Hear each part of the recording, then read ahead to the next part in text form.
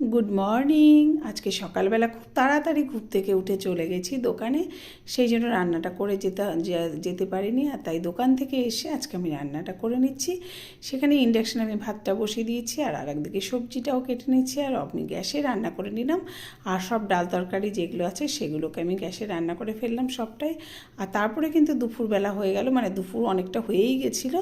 দুপুরবেলাতে খেতে বসে গেলাম আমরা সবাই মিলে একসঙ্গে। খাওয়া দাওয়া করে আবার একটু রেস্ট নিয়ে নিলাম। রেস্ট নিয়ে দোকানে যাওয়ার জন্য একদম সম্পূর্ণভাবে আমি রেডি হয়ে গেছি। দোকানে গিয়ে আমার প্রত্যেক দিনের মতো যে সমস্ত কাজকর্মগুলো আমি করে থাকি সেগুলো কিন্তু করে নিচ্ছি। এগুলো করতে আমার ভীষণ ভালো লাগে।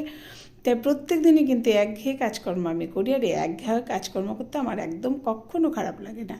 তার প্রত্যেক দিন যেরকম দোকানে চা খাই সেটাও কিন্তু আজকে খেয়ে নিলাম আমি। তো বন্ধুরা, চলো আজকের মতো ব্লগটা এই অবধি। পরবর্তী ব্লগ নিয়ে আবার চলে আসবো। ততক্ষণ পর্যন্ত তোমরা এই ব্লগটাই দেখো। টাটা।